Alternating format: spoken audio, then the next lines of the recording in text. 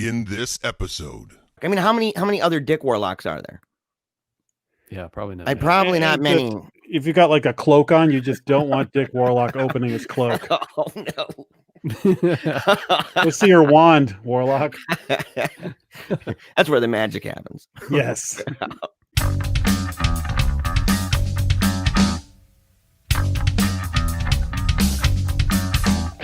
Welcome! You're listening to Paleo Cheese Podcast, Episode 20, Part 1, with Jack Campisi, horror nostalgia, and ghost hunting. Hello, I'm Jeremiah Bannister. And I'm Chad Lutsky. And you're listening to Paleo Cheese Podcast, part of the Project Entertainment Network. We're the podcast where a seasoned horror veteran holds the white-knuckled hand of a horror newbie as they explore the genre together, film by film. And Chad, you know, we've had some amazing guests, and today it's somebody brand new to the show, right? Super pumped to have him. Yes, very much. He's horror aficionado, big time, a horror guru, and co-host of the Monster Man podcast, as well as the podcast The Final Guys. It's Jack Campisi with an awesome last name, by the way. Thank you. Thanks for hanging out with us tonight. Sorry for breaking your amazing guest streak. Oh, yeah. Yeah. No, not at all. No, we were just talking. Jack and I both have Overlook Hotel shirts, different designs and everything, but we both have. Thought that was pretty ironic, pretty cool. And you guys didn't even plan this. No, not We at did all. not call each other. Yeah, No. You know, horror you nerds. didn't call beforehand and coordinate and say, "Hey, you wear yours, I wear mine." Yeah. Every good horror nerd's got an Overlook shirt somewhere. Yeah. Yep. Hey, let me just show you real quick. My phone is the Overlook carpet. So, Dude, the only reason why my phone doesn't look like that is because for the last 2 years I've looked and they don't make them for my phone with this thing in the middle here. So I haven't been able to get it, but that's the only case I really want on my phone. Look on Redbubble. That's where I got mine. Yeah, but you're recording on your computer, aren't you, Chad? Yeah. Yeah, but see, that's a bummer because you can't pick up that big iMac and bring it out and show everybody your fan. I know. Yeah, he has the same pattern on his fan. Oh, that's awesome.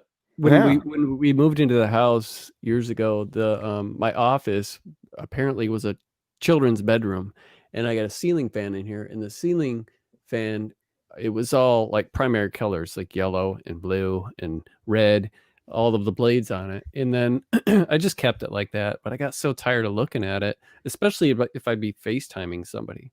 And then once in a while, like on my phone, and be looking up and I'd see it in there and be like, man, I'm in my manly office here. I got this child's thing, clearly a child's fan. So I took the design to the printer and had them print off real nice copies of the carpet and like high resolution.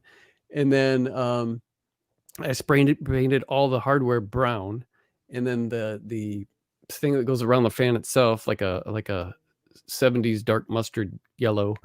And then I took I traced the blades on all of the big sheets of the carpet that I had, and then just like decoupaged them on there. And I wish that I could show them because, man, it looks cool. And then the key thing, or the thing I've got, is a room 237 keychain. So it's pretty rad. Awesome. Yeah, very, very cool. And my Afghan, a reader, her name is Jude Scott, and she made a trade with me. She had most of my books, but she was missing a few, and she agreed to knit me an Overlook Afghan. Oh, for the rest of, I think she was missing like 3 or 4 books, and sent her some signed copies, and I got this gorgeous Overlook. Yeah, I mean, that's amazing. Yeah, I don't have Overlook carpet underwear yet, but I do have socks. I have the socks. I have like the short sleeve button down shirt. I thought about getting that. Yeah, I got that. I didn't bust it out tonight, but what about a onesie? What about like a onesie jam, dude? Like at nighttime, just put that bugger on, zip it up, with like dude. a flap on the back for your butt. Yeah, I might it comes with the teddy bear. Yeah. If there was one, Oh. I might do it. Yeah. If it didn't cost too much. Yeah. I wouldn't take, you wouldn't see any pictures of it or anything. So I was out to lunch, dinner. My oldest friend moved to Florida, so he was back up in the area, and his daughters were with us, and his youngest daughter, a real firecracker. We're sitting there, and finally she just goes, "What's with your phone?" And I go, "Oh, that's the rug from The Shining." And she goes, "Oh my God, it's so cool!" And like a light switch, she flipped, and she goes, "Yeah, because I've been sitting here wondering, why do you have such a weird, like, colorful phone now? Oh no, that is cool." I'm like, "Yeah, see, this is my litmus test to see who gets it." Yeah. To see where your tribe is. I'm gonna try to share this I just took a picture of the thing so I can try to show it on here and see if it. Dude, we could probably figure out how to show it on the screen here. Because you can share screens. Give me the fan, Wendy. I'm not gonna hurt you. Yeah. So Jeremiah, awesome. you're the newbie to horror. Dude, hey, I am big time newbie to horror. I grew up in a house that didn't really do that. All right. We watched tons of movies. I mean, we watched tons of movies, tons of television. So I've seen all different movies from all different times, different genres and everything like that. And I've studied film, so I've studied it even in college when I was going for mass communication. And so I really enjoy it in theory. And I've liked horror. But I've got this thing, like scaredy pants syndrome, basically. Oh, so, dude, I am. Oh, it's right there. That's what I'm talking about. See, Yep. That is sweet. I have that keychain too. Yeah. So, man, I like this guy. But I have scaredy pants syndrome, and so most of my life, it's all sorts of stuff. And so the idea of subjecting myself, and saying, "Oh, well, let's watch this absolutely terrifying movie right now," rarely ever appealed to me. But we got on a show. Was the first time, the first clue, Chad? Was it with Jeremy Wagner when I talked? Because I'd never seen Phantasm. It wasn't during the episode. It was after. When I found out that you hadn't seen Evil Dead, I think was when it really hit me. I'd never seen Evil Dead, and I told him, I'm like, yeah, I've never seen. I listed off a whole bunch of movies that I just never seen. I said it on the air that I'd never seen Phantasm. Didn't even know what it was. I had no clue at all. And I said I'd never seen Jaws. Oh my God. Jeremy, it's Jeremy's favorite movie. It's my favorite movie too. Jeremy. Yes, I saw that, man. Yes, I saw you talking about that. But when it really solidified everything when you said, "Here, let me write down all the horror movies I have seen." I'm thinking, how is that even possible? I could never. I don't care how much time you give me. I could never do that. Yeah. I've forgotten more horror movies than.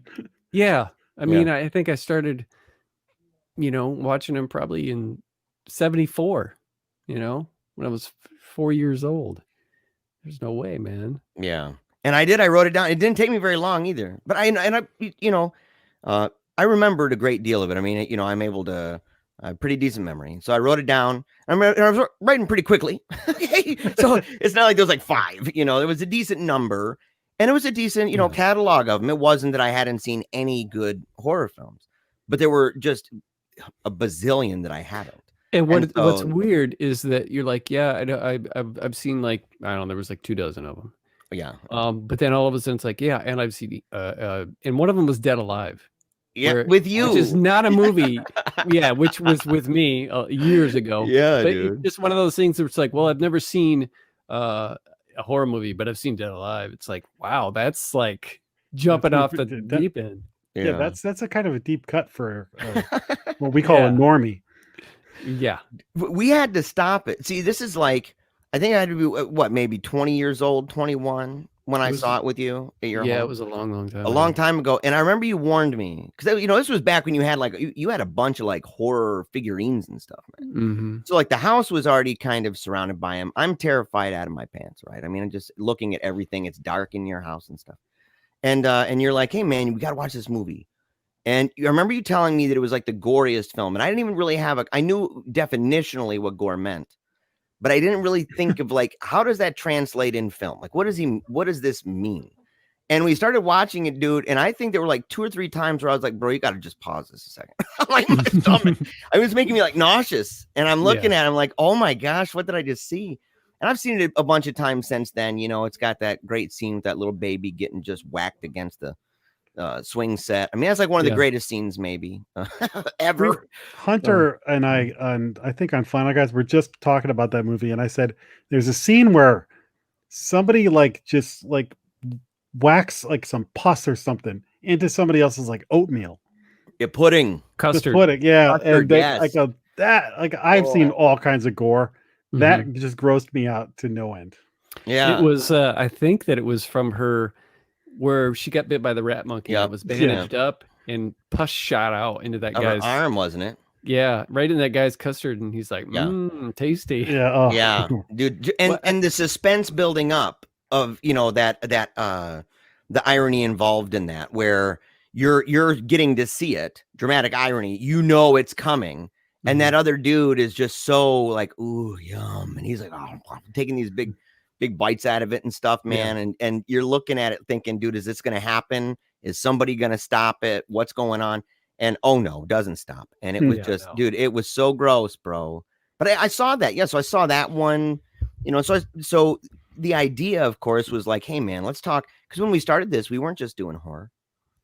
No, we did. In fact, I think it was one of the first things I said was I didn't want it to be a horror show. I said I'd like it to be where we talk about whatever. And then it kind of turned into this thing where that sparked a brilliant idea that Chad had to say, let's really scare Jeremiah Bannister. Let's really freak him out, and really wreck him. And so make him watch these movies. And that's what's been happening ever sinse. And so fun ride. It just made sense at this time because when we set out to, I mean, like 15 years ago, we were doing a very, very, like basically like what Jason does with the So Bad It's Good, but we didn't have all the cool editing, but we were doing that. And we did like Kiss Meets the Phantom of the Park and Laser Blast and, Black Dynamite. And what was it? Italian Spider-Man. Yeah. Yeah. And it was a lot of fun. Dynamite. We put them up on YouTube, and had cool little, not skit, but each one would have like this theme, like for the Kiss one, we wore Kiss makeup and stuff like that. And we'd have cool music for each one. I will watch Kiss Meets the Phantom of the Park with you anytime. Yeah. I'm a full-fledged Kiss Army member. Oh yeah, man. I never became a Kiss Army member because I was afraid of the word army when I was a kid, because I thought if I signed up, they would take me from my parents. Well, let me clarify. I never actually joined technical Kiss, but I'm with you then. Yeah, I was like the getting a fight in the playground. Oh yeah, Kiss fan. I was the one that was wearing Kiss shirts past time when it was cool to wear a Kiss shirt. Hunter Shea still gives me a hard time about it. Oh, I love Kiss. I was just listening to Kiss. I think it was yesterday. Yeah, it's my first album. And then actually our next Monster Man, we're going to talk about the Paul Lynde Halloween special. Oh yeah, I remember that. Yeah, I remember that because it was on and my mom was trying to get the TV in color, so she had to like, because we had a color TV, but you had to like tweak the thing. Oh yeah. Like UHF or something. And so she had to try to tweak the dial, and I'm just like, leave it alone. I want to watch Kiss. And then I remember like fire or something happened on the show, and she's like, see, you could have seen that in color. You should have let me. And I was like, that's all right. That's okay. But I remember that. Yeah, because back then, I mean, you didn't have YouTube or anything like that. So to see your favorite band like moving around, that was like the first time they were on TV like that. Yeah, that was their Ed Sullivan moment. Amazing. Now you said you saw that recently. You've also been doing the horror in October thing, right? Me? I watched the video where you guys were rolling the dice.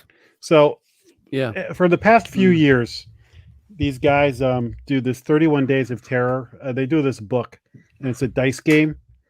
And so you roll dice, and you get, if it's like a 6 and a 1, there's a chapter in the book for every combination of 2 6-sided dice. And so if you get 6-1, you go there, and the category could be like vampire movies or all-time greats. They're so bad it's good. And then every category has 31 days on it. So we're doing October 1st. You roll the dice, you go to the right chapter, and then whatever movie's at that day, that's what makes the list. So the first year I only rolled like half of it, and we rolled it a lot of them on screen, and it took a long time, but it was a lot of fun. So since then I pre-roll most of the list, and we just roll the last couple on, but Hunter doesn't know what I've rolled. So I unveil the list to him each time. Yeah. So we said this right in the, you should watch the episode or listen to it because it's a lot of fun, because we talk about 31 horror movies. Yeah. And some of them we love, and other ones we're like, I wouldn't watch this. Like, wasn't it the first one? Was it called The Reg? What is it called? The Meg. The Meg. Yeah, The the shark Meg. movie. Yeah, we're 'cause he both was like, like, oh, yeah. Yeah, when you rolled Needful Things, I was like, oh boy. Yeah.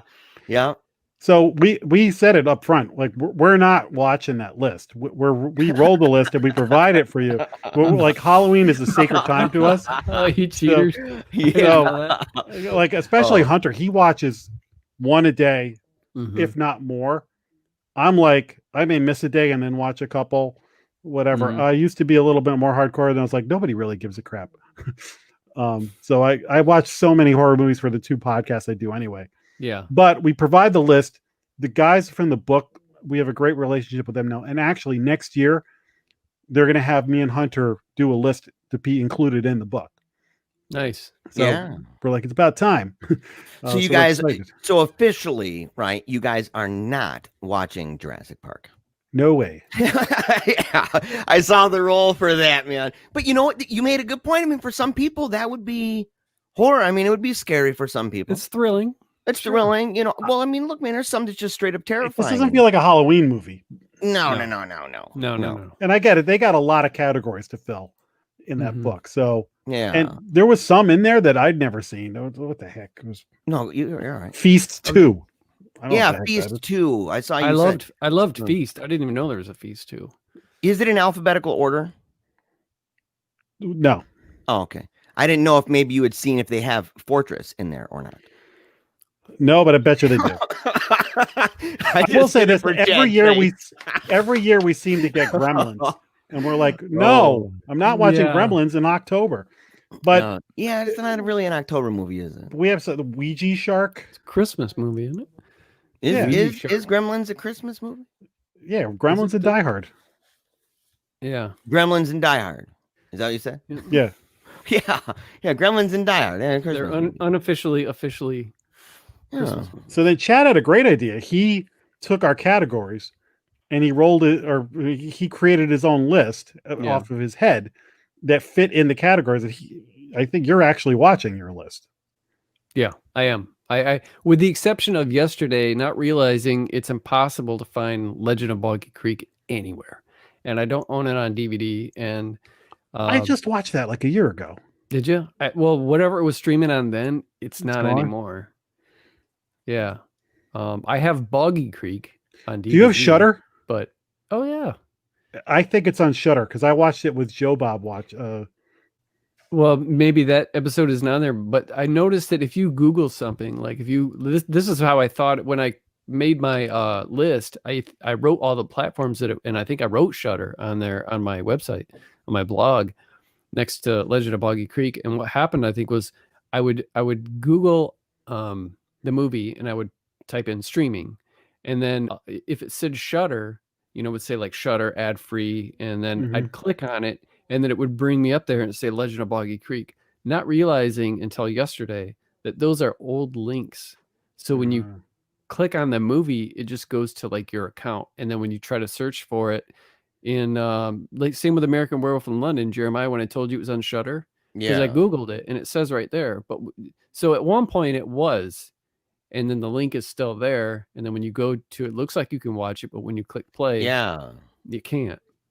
Dude, I was looking for that there. for a long time. I'm like, I kept searching. I'm thinking, man, if it was on Shudder, Amazon's got that thing where you can look it up, and if it's on a channel, one of their channels, then it'll show another thumbnail of it, right? Same thing. You may have like 20 thumbnails of a movie, but there's only one of that. You ever use justwatch.com? I went there several times to see where these were streaming. They're not 100%, but they're pretty good. Yeah, they're not. For American Werewolf in London, I got that covered. But I decided to do my I've been on such a like either Italian or 70s horror or 80s horror. Just stuff, I don't care how bad it is. If it's 70s or 80s, I'm probably gonna love it just for the nostalgia of it. Yeah. You know, it's like comfort food. But I made my list from stuff that either I haven't seen. Almost all of it is stuff I've never seen before, except for there were some things. I think there's like 3, like The Howling. I haven't seen that since like early mid 80s.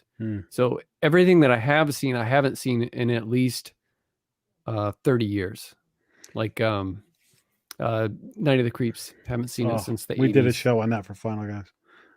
And then Us and Annabelle. These are just movies that I just haven't taken the time yet to Annabelle. check out. Yeah. Yeah, do my kids, if they even see that on the screen, they're like, keep going. Nothing to see here. Just keep rolling. The only movie I have on here that I have seen recently is the newer Halloween, just because I really enjoyed it and I wanted to see it again. And I got the Blu-ray and I haven't even watched the Blu-ray yet. Is the newer one the one where he's in the hospital? Yeah. Well, they're all, he's in the hospital, but yes, in the beginning. I mean, yeah, but you know what I mean? Like that. Isn't it his sister or something? He's in the chess playing hospital where they play chess. Yeah, the big light. It's the where it's like it's the history of the world chessboard. Where he's inside. It's not just like, oh yeah, he's in the hospital and he breaks out or whatever. You know what I mean, man? Yeah. So it spends a significant amount of time, at least in the trailer, right? Because I've only seen one Halloween. I've never seen any of the other ones. You should probably stop there. Just stop there and just say, cut it. I know there's no love for Halloween 2 on the Final Guys, but I like it the most out of I think everybody. Yeah, I liked, but I think that has a lot to do with that was my first one I saw when I was 12. It was the first rated R movie I ever saw in my life. Nice. I was 12, and so that will always, and it's gorier than 1. I mean, I prefer 1, but I like the mask, the way what's his name stretched out the mask when he'd put it on his head. I can't remember. Was it Dick Warlock? I forget. Yeah, Dick Warlock wore it in the second in the second Halloween, I think. Same mask, it's just different shaped heads. So is that really his name?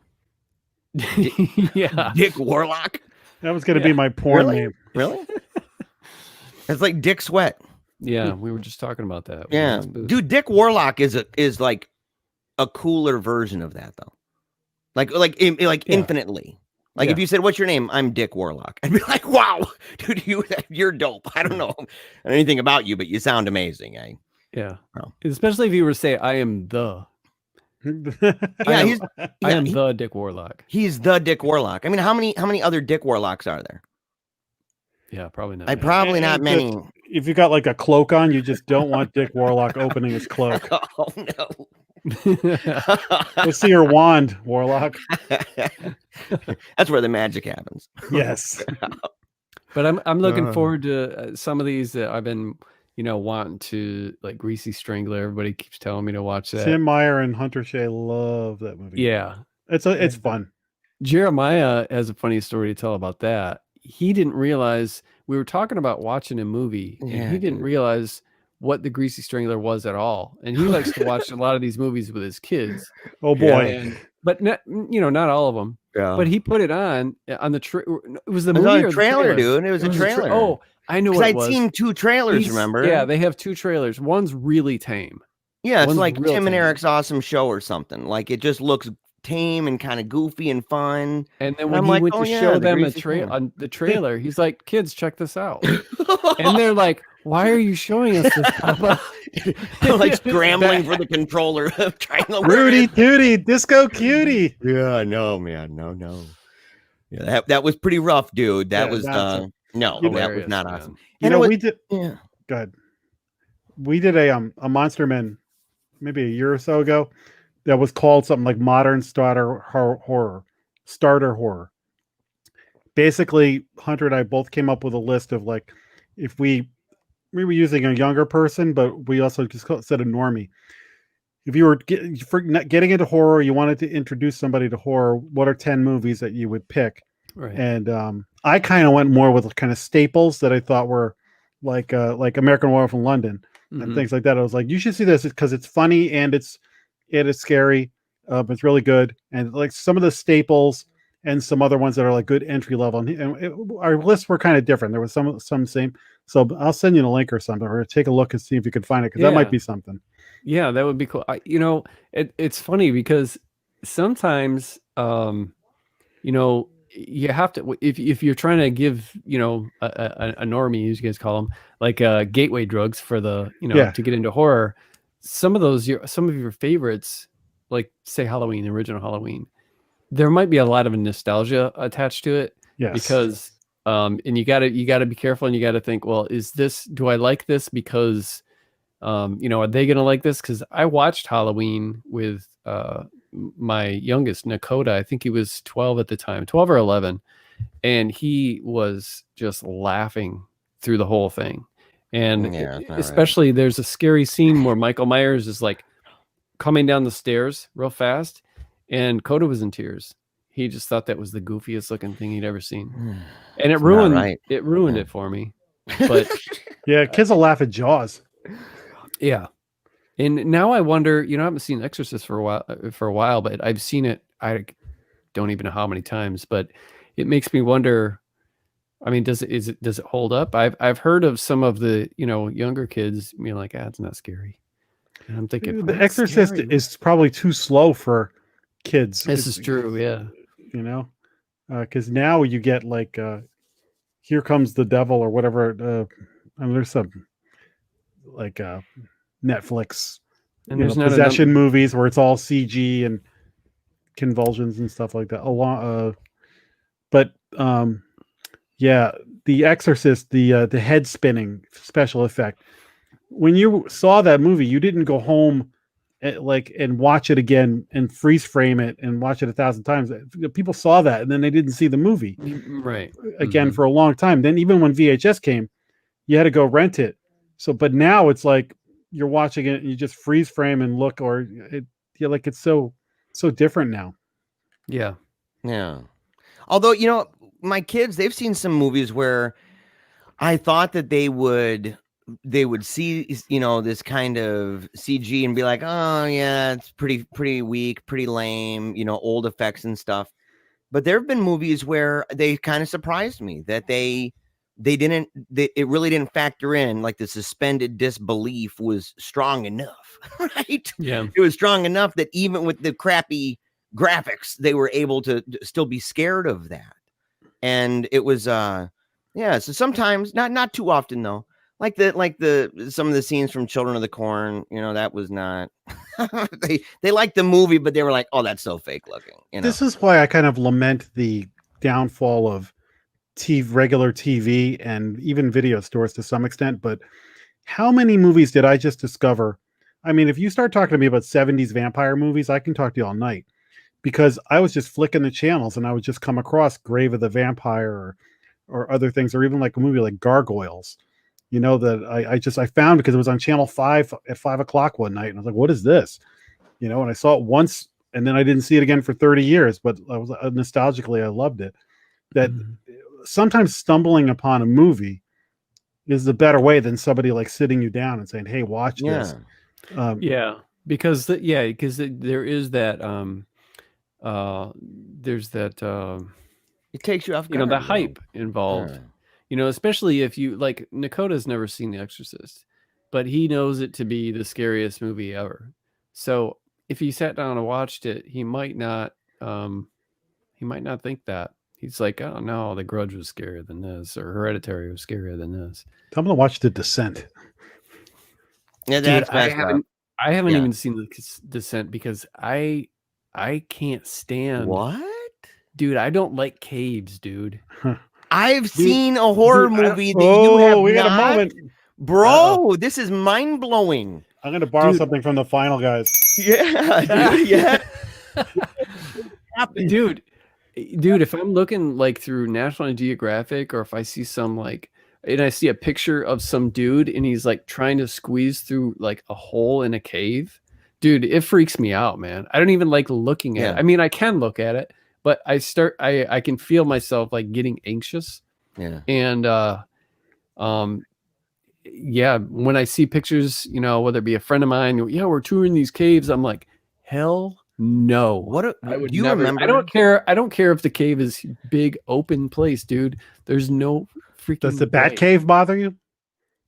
I don't really like. That's really open. Yeah, that's pretty open. That's a pretty open one. No, you remember? The descent will destroy you. Remember the cave a couple years ago where the was it a soccer team was stuck there? Dude, yeah. Did you see the video of the guy?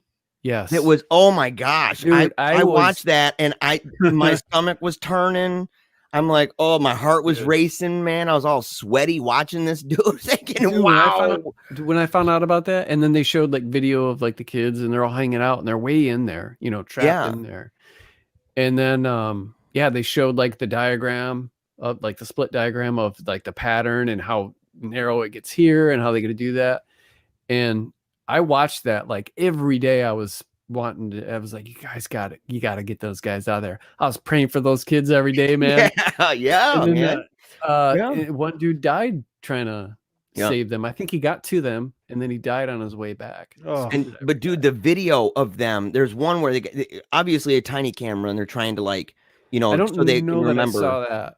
Oh, dude, no, it is just. And the idea that it takes several hours for them to get out of there. So you're underwater like that, dude. No. Yeah. And then you're coming back. No. So you have to, I mean, think of the mental state of these guys and, you know, that go down there that are like, oh, I'm going to take a couple hours to get there, traveling through the smallest stuff that could kill me and then get there and then tell them all, oh yeah, by the way, it's going to be a couple hours. I'm going back. And I can only take two of you. And I'm going to take two of you at a time. Oh, dude. Yeah. It was more than a couple hours too. I swear it was like between 4 and 6 hours just to get from the place that they were at to the entrance. But I like your idea, Jack, about descent, man. Because I think I told my kids one time, I was like, you know, we should check that out, you know, because I remember watching it. And of course, that's a real fear that I've got too, the claustrophobia and being stuck in caves and darkness and all this other stuff, you know. So it's like multiple fears kind of jumbled into one. But I thought, man, I bet you the kids, I bet they'd dig that, you know. So I'm really glad you brought that up because it reminded me. That's a scary movie. It's terrifying. I've heard it's great. Yeah. Yeah, I have heard that. You should make a reaction video, Chad. So if you ask me like my favorite movies, I usually separate horror and kind of all other movies. But there's two movies on my list that I consider just movies, but they're also horror movies. It's Jaws and Silence of the Lambs. Yeah. Because I don't think of Jaws as a horror movie because I love the character stuff so much and everything. But I'm like, well, I guess it's also like my favorite horror movie then because it's my favorite movie. And Silence of the Lambs, when you talk about scary, I remember being in the theater and when Clarice Starling goes into the basement after Buffalo Bill. Yeah, man. And she's got those goggles, or he's got those goggles. I mean, that theater was the most tense thing I've ever felt in my life. Yeah. It's a great movie, man. It's such a great movie. Would you guys classify The Cell as a horror movie? The Cell or Cell? Just Cell. Are you talking about the serial killer one that's real vibrant in colors and stuff like that? All the dreamy stuff. Yeah, they go into his brain. Jennifer Lopez. Yeah, J-Lo. J-Lo, as some people would call her. I guess Jennifer Lopez. I guess a thriller in the same sense that like Seven is. That's pretty scary, man. What about Cube? Would you guys consider Cube a horror I never movie? saw Cube. What? Oh, dude, you gotta see that. I do? Jack. You must. It is yeah. Where's my pen? I'll put it down. You got to do it, man.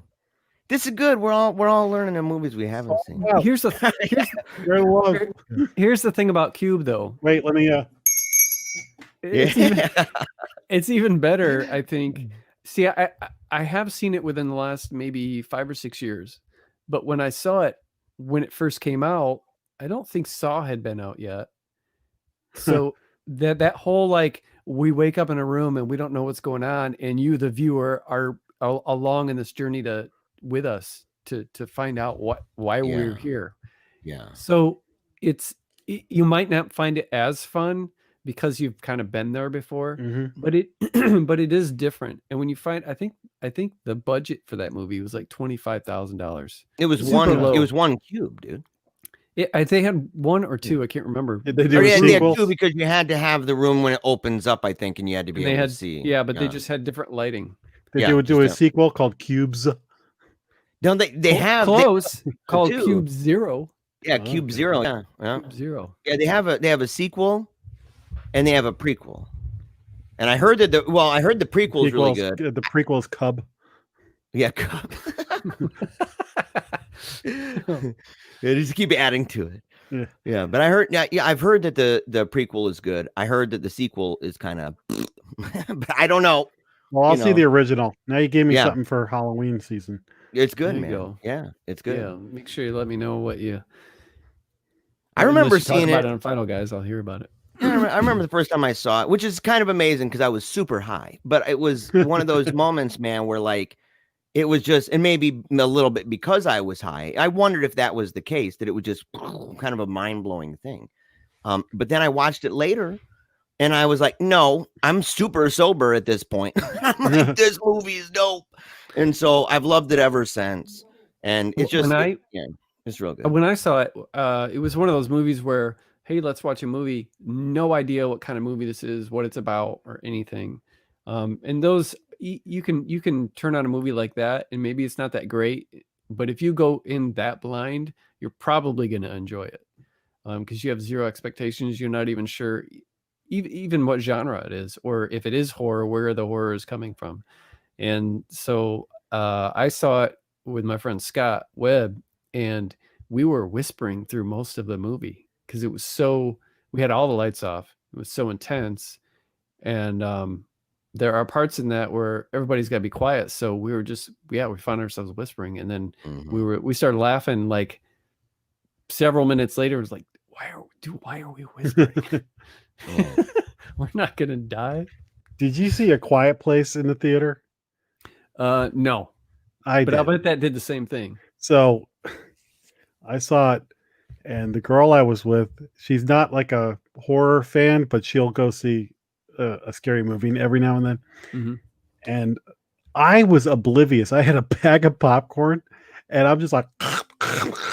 Everybody else was like, you could hear a pin drop and stuff, and she finally just elbows me. It's like, dude, you got to stop. I'm like, what? She goes, the only thing you can hear in this theater is you. It's like, oh, sorry. Yeah. I should have got goobers.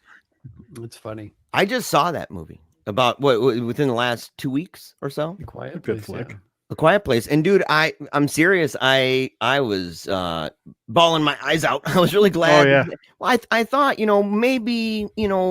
maybe I should do a reaction video, but I didn't recall if Chad had, put that on the list of things that I should do a reaction video to. And so I was like, I'll just watch it, and all the kids fell asleep and they were super tired.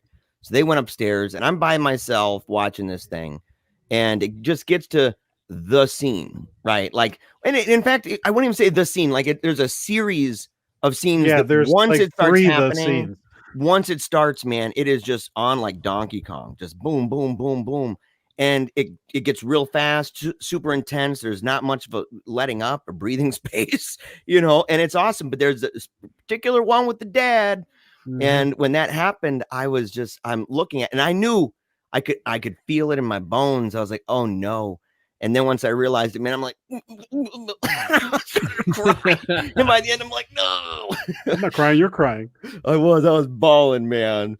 Oh, I love the movie. Yeah. That's a good, like, if a gateway, what we call black shirt. Yeah. For normies. Like, that's a good gateway drug. Yeah. You know how I found it was I didn't know this come in handy, with kids and stuff. We can watch scary movies. We watched Friday the 13th. We had my wife kind of skipped through it and was saying like, okay, well, here's where they show, the boobs and stuff, and we'll skip over this or whatever. But we fast forward to that, but you skip that one. Yeah, we skip that one. Yeah. Yeah. And so the thing is that we looked up, I was like, is there a list maybe of horror movies without that stuff at all. Hmm. And there is actually on IMDb, it's non-sexual horror films. And so I'm like, oh my gosh. And I clicked on there. And so we went through the list and we watched it. We watched previews for a couple of them, but my son had seen Quiet Place already. He was over at a friend's house. And that's the first, by the way, it's the first movie that I think my children, any of my kids have ever come back and said, yeah, I watched this movie and I had no clue that they'd done it. I'm like, isn't that a horror film? Like, I had no clue. And I said, I'm thinking, what is he doing at his friend's house? And so that's got star power to it. So that, Krasinski and Emily Blunt. So yeah, it's a mainstream movie that is also a horror movie. It's also a horror movie. Yes. And so it ended up working. I said, okay, you're lucky, man. I said, your buddy's lucky. I don't know if you guys are sneaking that movie or what, but it ended up being great. And so we went down, we picked a couple from the list, right? Poltergeist was one early on, and then this one. And so Quiet Place, I absolutely love that movie though. But I can imagine being in a theater because the whole thing is quiet. And it's with sign language and stuff. And so to have, if you were sitting in front of me, I might be like, what's this guy doing? Eating the popcorn like that. Yeah, I'm very grateful that I got the heads up because I was just oblivious. Yeah. So have you been watching anything else, Jeremiah, or reading? Have you and your family been watching any more, or you've been giving them a break from movies? No. There was, well, we watched, of course, the movie we're going to talk about tonight. And so, and I've been watching that Supernatural every once in a while because I've been working my brains out, man. So I've been working out, working a lot, recording a lot, reading a lot. I decided I need to finish the two books that I had left hanging when you encouraged me to put everything down. And that's Paradise Sky. I've got to finish it. I loved it, and I lamented putting it down, but it was a wise idea. And then the other one is the final one, Paradiso by Dante, because I've already finished Inferno and Purgatorio, and so I finished both of those, and I'm like, maybe not very far, right? Only a little bit, maybe not even a quarter of the way into Paradiso. But I'm like, I want to read it. I want to finish it. I want to be able to say I've read the whole Divine Comedy, right? And so I love that stuff. I love that the meter that he's using. Very difficult, actually. It's easier if you knew how to write in Italian, okay, than if you knew, because English, the endings of words make it harder. And so there are certain languages that make it easier to do that. What is it, Tirzarima or something like that? It's in triplets. But anyway, whatever you say, dude. Yeah, well, yeah, the rhyme scheme is real funky. Dante chose what may be the hardest possible way of putting together rhyme schemes. It's just unbelievable. The guy's a genius. But so I've been reading that, trying to finish that, and I've been reading some nonfiction books as well, but not more like reading chapters and stuff like that, and then kind of putting it away. And I'm still working on the speed reading book. It's taken a long time, Chad. That's ironic. Yeah. Right. It's taken a long time, but I've been reading it. I've got a book about procrastination that I've been meaning to get to forever. Yeah, right.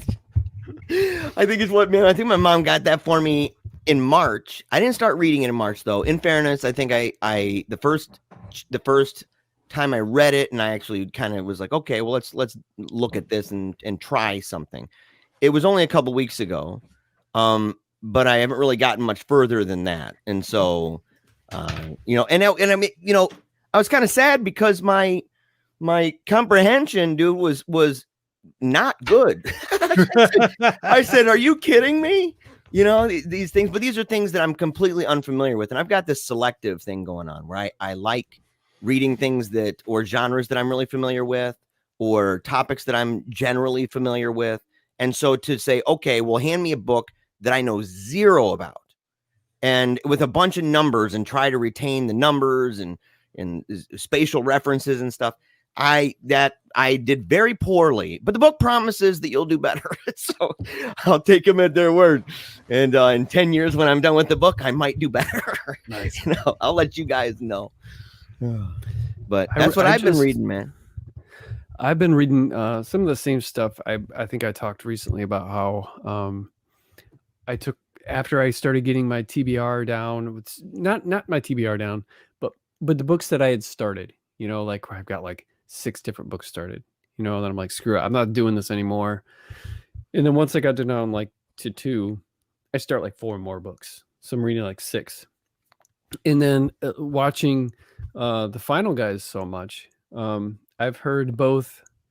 I can't remember if it was, I know I heard Hunter bring it up, and somebody else brought it up on another episode. Maybe it was Hunter when he first started it, and then Hunter when he had finished it. But I finally got the Pines series by that Blake was Crouch.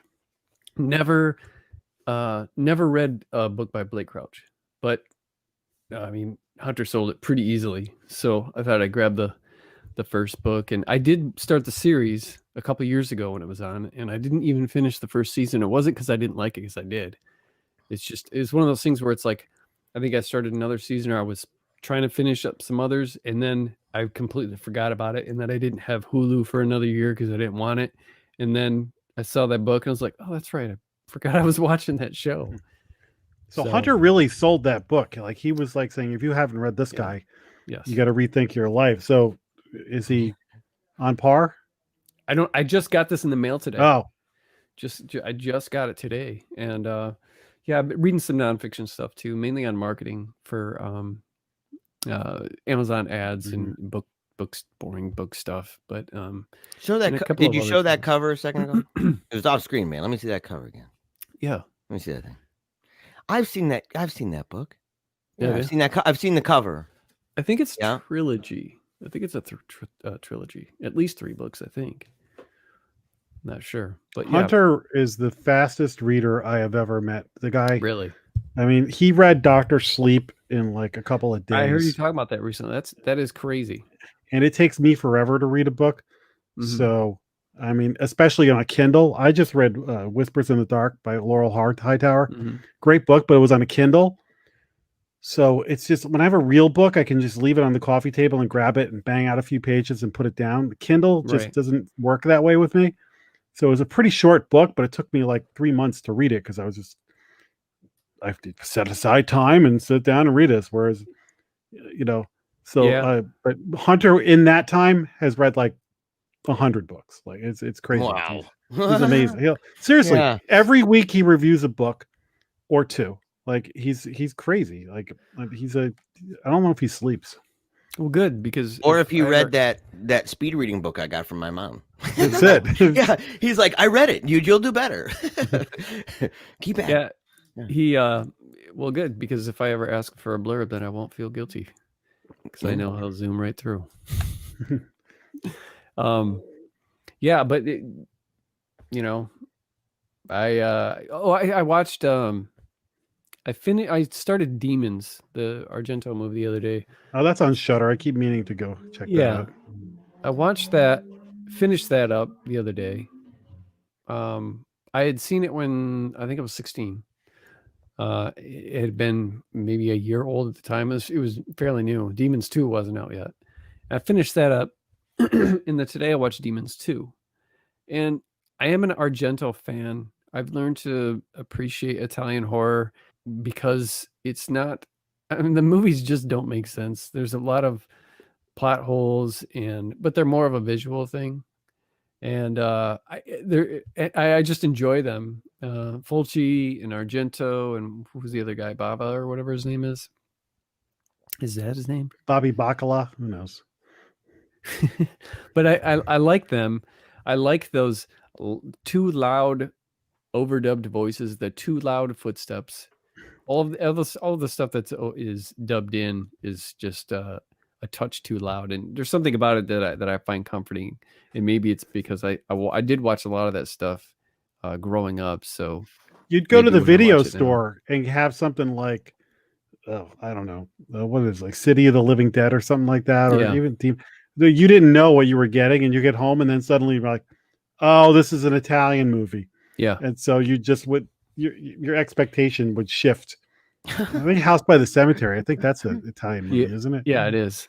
Yeah, I saw that at the theater, this little theater nearby here, and the same theater where I saw Evil Dead. And so I was expecting like an Evil Dead kind of movie, and then I got something kind of different. Yeah, the cover would kind of screams that, but there's something about, even though I'm an Argento fan, there's something about Demons and Demons 2 that just didn't hold up for me very well.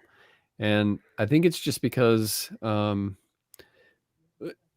love 80s movies, but I hate it when they it's almost when it's too 80s. And there's some characters in Demons that are, like they're gangs, like the kind of like the gangs in what was it, Friday the 13th Part 3, that 3-person motorcycle gang. Oh geez. Where they're just kind of really like a gang if there's 3 of them. Yeah. Well, Well, they're kind of Menage a trois. Yeah. so humorous. Yeah. And Hell's Triangle. I don't know, but Demons 2 had that too, and something about it just I can't put my finger on. I don't know if it's like lack of character development, because you just kind of jump in. And Demons 2 is just like Demons 1. Everybody's watching the same movie, and then for some reason, but in this one, the demon comes out of the TV and infects this apartment building instead of a movie theater. And So it's almost like Return of the Living Dead and Return of the Living Dead 2, where it's like almost the same exact movie. They even have, in both Demons and Demons 2, they even have a like a token black guy who's bald with a very loud mouth who takes leadership and tells people what to do. Both movies do that same thing, and I love both those characters in both those movies. It's probably the only characters that I did like because they're hilarious. But I don't know, man. I know that Tim Meyer likes he loves those movies, but for some reason I don't take what Tim likes as gospel. No. Yeah. But for some reason, they don't. Those particular ones for Argento, they just don't do it for me. I remember when I first saw Demons, man, I loved that movie, and I thought it was great. It was gory, and I thought the idea was really cool, but it just didn't hold up for me. And Demons 2, I think I liked it a little. Have you seen Demons 2, Jack? Probably when I was a kid. I mean, it's been so long, so I'm gonna say not enough to remember. I probably saw Demons and not Demons 2, but I don't remember squat about either one of them. So I think I like Demons 2 a little bit better. So, which is not saying a lot, but it has. Is it better than The Void? You didn't like The Void? I like The Void. You didn't like The Void, Chad? Dude, what are you? No, I'm so sorry. I'm not The Void. The Visitor. Oh, The Visitor. You liked The Void? I'm the only guy in the group that didn't like The Void. The Visitor is fun to laugh at, dude. That's all. It's just fun to laugh at. Dude, it was a great one. The Void is like the best Hellraiser movie that wasn't called Hellraiser. Yeah. There you go. I never thought of it like that. Now, The Visitor is like it's fun to laugh at, or it's fun to just go, man, I missed the 70s. Which one's The Visitor? It's a science fiction movie with hippie Jesus and Lance Hendrickson. Yeah, and he comes down, and there's a girl who's basically like the Antichrist, basically. Who's she's young. The famous actress that was in it too, who was physically hurting on the set, physically hurting. Yeah, physically hurting the girl. Yeah, Shelley Winters. It was Shelley Winters. Yeah. She's in it too. Yeah. Oh, Shelley Winters. It was not cool, I guess, man. Like she was actually physically. She was not cool. Yeah, she was not cool. Boy, but with that and the Poseidon Adventure, that woman's put some miles on. Yeah. Well, this is like 70. Was it 74 or 76? 70. I think it was 76. I'm gonna write this one down. Okay. Yeah, I liked it. With the understanding that it is what it is. Like it's definitely weird. I didn't hate it. Yeah. But he also knows more about these Italian films, that genre. And this is like, well, actually, that was American Italian. It was American. It's an American Italian. You're hyphenating this, Chad. Come on. I'm an Italian American. No, I'm serious. An Italian American. Okay, yeah. So Italian American. Like what's that? With a name like Campisi. Of course, man. Yeah. It's Italian for sure. Don't let my pale skin trick you. It's really olive. Yeah. It's just bad lighting. Yeah. So, yeah, Italian American film. And it's, they brought in so to be honest, I don't know if I've ever actually seen an Italian horror film. Have you seen Suspiria? No, it's on my list to see it. I haven't Did seen you the see the old one or the remake? new one. Neither one. No. No, that'd be interesting. Suspiria is one of those ones that what he said about the visual thing, it's much more of like a visual movie than what's actually going on. Yeah, because if you take it too seriously, you're like, okay, that is bad writing. Why would that character even do that? And what does that have to do with this? You know, that doesn't make any sense at all. And then when you're done, you're just like, it's not like surreal. You know, it's not like, you know, something that's like David Lynch or something like that. It's just, if with those movies, sometimes you feel like half of it was left on the editing room floor. Like you're there for, there's some visual stuff in that movie that's tremendous. Yeah, the lighting is really cool, and Argento did that a lot with a lot of his movies, and the one guy's been doing it recently with the Nick Cage movies. Oh yeah. Well, Color Out of Space and Mandy. Yeah. Oh, I loved Mandy. I haven't seen the other one you just mentioned. What's that called? Color Out of Space. Let me tell you something. I'm watching that this month. That is a crazy ass movie, and listen, it's not going to be everybody's cup of tea. Yeah, it is a contender for my favorite movie of the year. Nice. Because it's Nicolas Cage is Nicolas Caging, and the movie goes off the deep end. And so it just came on Shudder. I'm going to rewatch it. Colorado Space movie. There we go. What? I'm looking it up right now, Megan, because I don't want to miss out on this. Yeah, check it out. I'll be curious to what you think, because I don't know if everybody's going to rate it as high as I did. Yeah. But there's some stuff that happens in this movie that I was like, oh damn. And it's over the top, like, so I enjoyed it. As Nicolas Cage is good. I mean, that's kind of like his thing, you know. Like if it's an over the top film, all you have to do is say Nicolas Cage is in it, and you're like, oh, okay, gotcha. Did you see Mom and Dad? No, man. Oh, you should see that. That's with what's Selma Blair and him. It doesn't always work though. Wicker Man. Oh God. But do you think that do you think that Wicker Man, that they actually allowed him to really go overboard in his typical way in Wicker Man? Because I felt like he was really tame in that. I don't know if Nicolas Cage is the problem with that movie or just everything is a problem with that movie. I think everything else. I think if Nicolas Cage, you know, I can imagine Wicker Man, maybe if he had one more stab at it. I mean, it might be the thing that keeps him awake at night, you know, that he's in a bubble bath and thinking, if I just had one more whack at that movie, I think I'd just one more. One more try. Please, somebody. And they're like, no, we're not doing that. No money for that. But I don't know. I just when I first heard Wicker Man, and someone, I think it was my wife, she's like, oh yeah, that's not very good. And I said, oh, the old one. And she goes, oh no, the new one. I thought, was Nicolas Cage? I mean, I was just imagined that it would be. He's got the most interesting resume. Yeah. Some of his movies are my favorite movies. Listen, I can't turn The Rock off. Yeah. It's like, so Hunter and I have known each other like 20 years. We used to work together, and we went to a business trip in San Francisco, and we had some time to kill, and we went to Alcatraz. Well, he does not love The Rock like I do.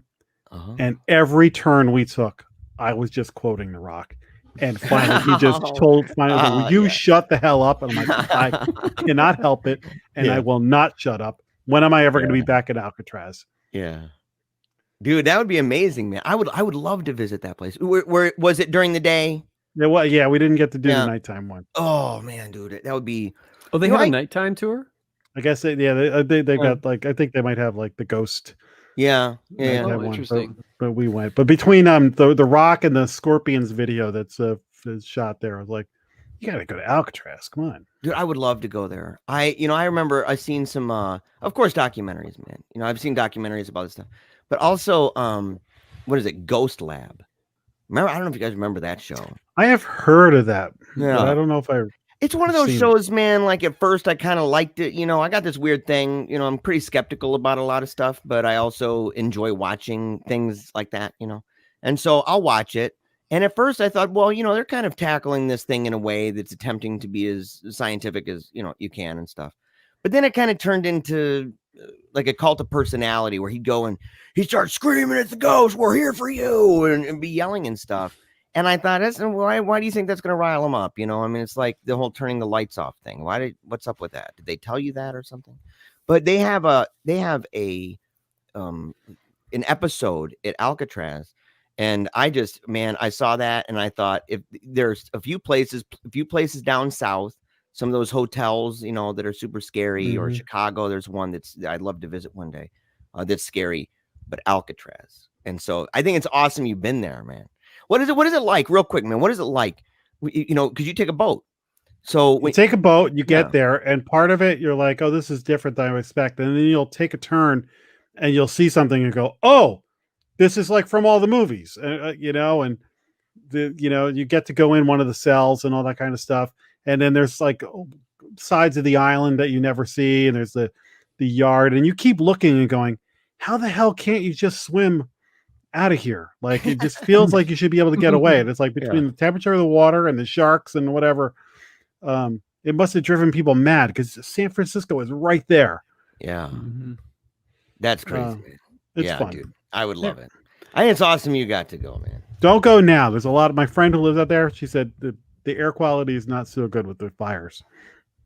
Oh yeah, those pictures, man, where it's like orange outside. Yeah, it looks like Blade Runner. Oh yeah, man, 2049 or whatever. Total dystopia happening. Whoa, man, it's crazy. So it's like, oh yeah, you just look up orange sky and the pictures are just nuts. And you could go down to San Jose if you're out there. Go to the Winchester Mystery House. I went there too. Where is it? The Winchester Mystery House in San Jose. It's just south of San Francisco. Then I saw that terrible movie Winchester recently.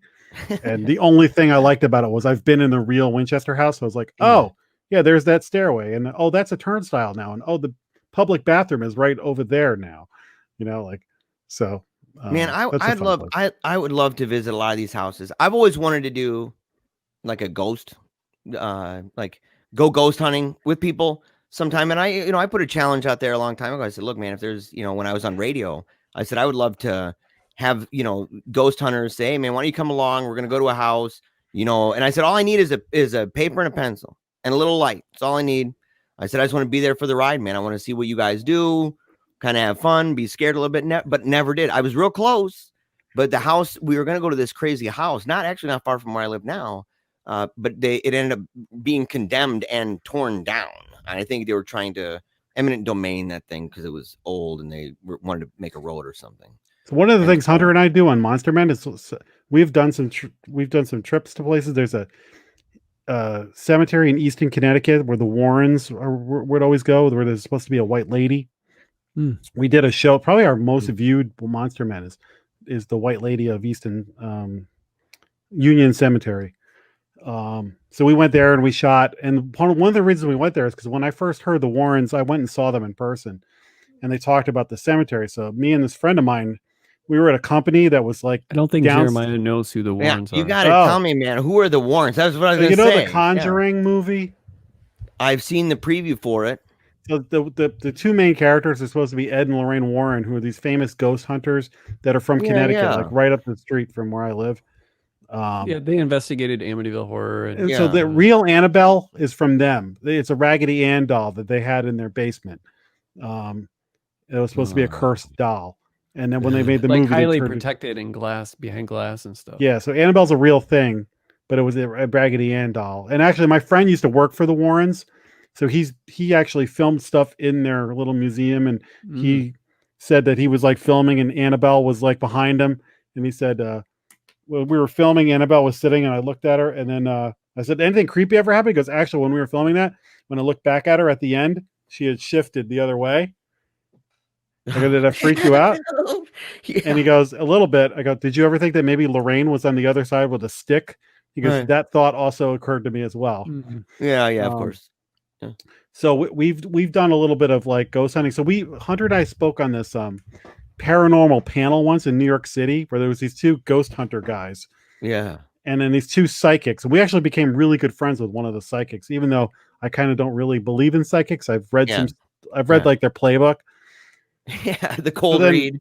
Hunter's like a legitimate horror author, and then there's me, who's like a podcaster or whatever. So when they got like down the line of what are your creds, I was like, well, I'm a horror podcaster, but also I've investigated a lot of places too, but the police might actually just call that trespassing.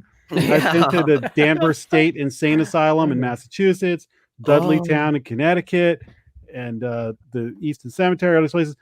when I was younger, and Huh. and actually, like when I went to Danvers State, me and my friends snuck up after a Red Sox game, and we were like, you know what? If we get caught now, like when we were in college, we would be like slapped on the hand, get out of here. But now we're like two old guys. What are we doing? Right. Yeah. So we've had some stuff. But the reason we went to the Eastern Cemetery was another friend of mine and me went after we saw the Warrens. We went. We were working for a company that was downsizing, so there was like a 3-day period where nobody went to work, and luckily we didn't lose our jobs that time, but everybody like else did. But we just played golf a couple of times, and then the third day we're like, want to go try and find that cemetery? And we drove up and found it. So it's really like not even an hour from where I live. And we were just taking pictures with like I had a disposable camera and he had his wife's camera. It was before digital cameras. And so we were like, let's take pictures now. And if we ever come back at night, we'll just take the same pictures and see if we see anything different. So I go to like 1 hour photo afterwards. And there was this house next to the cemetery, a church and a house in the cemetery. So my friends were like really superstitious. And at one point we got to the house and I would take pictures with his camera of him and vice versa. So that all my pictures would have me in them instead of like me having a roll of film with him on it. So I take his camera and I go, get in front of the house. And he got weird. He's like, no, I don't want to step on the lawn. This is where I'm getting bad mojo. And he walked away. So it's like, shut up. So I took a picture. And then we took 1 million pictures though. Wow. So I go to 24 hour or 1 hour photo. We go get some beers or whatever. Come back. We look through my pictures. We don't see anything. A couple of weeks later, he comes into work and he's just like, and he puts the pictures down he goes, all right, I got the pictures developed. My wife put the packet on top of the refrigerator this morning and I opened the refrigerator and it fell and one of the pictures slid out and I saw something. He goes, so you just look through and tell me if you see anything. So I'm going through and I get to that picture of the house. And in one of there's like a 9 pane. I'm like, there's something going on in this window. He goes, he's like turning white now. He's like, yeah, what? And the way that the trees and the light is hitting it is like this skeletal face is being like projected almost on the thing. So somebody would walk by and would go, oh, there's a skeleton in that window. Right. Or something. And somebody else would go, I don't see it.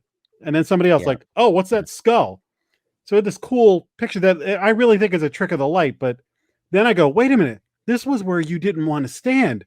So you got like the bad vibe, like right from the evil thing, the window. So then when we went to, before we went and did the Monster Man at the thing, another friend of mine who's not into horror at all or whatever, he's like, oh yeah, we used to live, we grew up around there. And one night we drove up and you're not allowed to get out of your car at night. You'll get arrested. So we just pulled up and I snapped a picture with a flash and then we drove away. And like my friend just hit the gas and took off and nobody said anything. And once we got like a couple of miles away, like everybody in the car said, did you see the figure? Like everybody saw somebody standing like, but nobody wanted to admit it. So we went and we did this like EVP thing, and if you watch the video, you could tell Hunter's way more into it than I am. He's like talking to it and he's like, here, you do it. I'm like, okay, does anybody here? Whatever. My sister lives a couple of miles from this place. Calls me up. It's like a windy day. It's the sun is going down. He's like, my daughter was going through the video and she got something. I was like, what? He goes, there's an answer to one of your questions. I'm like, what? If you watch the video, you can hear it. I say something and it goes, yeah. It's very faint. Well, we isolate it. Now it could be one of us breathing heavy. It could be, there's a lot of surface noise, but there's a response. Yeah, right. Yeah. There's a response to it. So we got something. See, I like that. I like playing that because, on the one hand to admit, and I like the way you talked about that, to say, I agree with you, by the way, stuff like, saying, okay, well, wait, there's trees, there's light, and just because someone got spooked of, man, I don't want to stand here. It may be that they were thinking something else. You know what I mean? And how many people took pictures there that weren't afraid, and maybe it was there. And so it's almost impossible to figure that kind of stuff out. At the same time, and same thing with the audio. You know, I've heard ones. In fact, the only one that I've ever heard that was super clear, and I mean, there's just no, you cannot debate that it is there at all, is one that I'm like 120,000% sure that the woman who made it said the words. Because she's talking and you can hear, and she's like, and this is what the ghost said on one of these recordings. And then it goes, I'm here and I'm mad. And it's like, it's so clear. And it's like a sentence, you know, get out of here. And it's the same timbre of the voice and everything. It's and like Gilbert Godfrey. Here's what the ghost sounded like. Get out of the house. I'm a ghost. Yeah. And all they did is just like this small kind of like, just kind of take it down just barely. But you could, yeah, exactly. Gilbert Godfrey, you would know, man. You're like, oh, that's cute. And so it's the same thing. But other than that, you know, I've seen so many where, you know, they'll listen to it and say, did you hear it? And somebody will say, yeah, it said like, you know, yes. And another person's like, it said, you know, something different. And they come up with different things. But the bottom of the screen on the TV, it's got the subtitles. So it will give you subtitles to make you hear what they want you to hear. Yeah. Yes, man. Yeah, they're influencing you. Yeah. For so, sure. But that's cool. You've done that, man. I'm glad that you mentioned Alcatraz. I'm glad I brought that stuff up. Yeah, you got to go. Yeah. And listen, Hunter has seen ghosts and has all kinds of experiences. And I have been to many places and have never actually seen anything. And the little part of me that's kind of glad. Yeah, right. Yeah. I've always been like that believing non-believer, where it's like I'm kind of like agnostic, but it's like I want agnostic, and when it comes to ghosts and stuff like that, or even UFOs, it's like I really do want to believe, but I really need to be proven. It's got to be proved to me, because I'm like a critical thinker, and like you, if I saw that, I'm like, this could be a million things, you know. This could be shadows that's from the trees, the clouds, the way that, you know, there's a billion things it can be before it's actually a supernatural thing. Because supernatural may not even exist. Yeah. And UFOs actually scare me worse, man. Like, I mean, you know, it would be if there are ghosts like floating around, and they're not going to end our civilization. They've been here the whole time, right?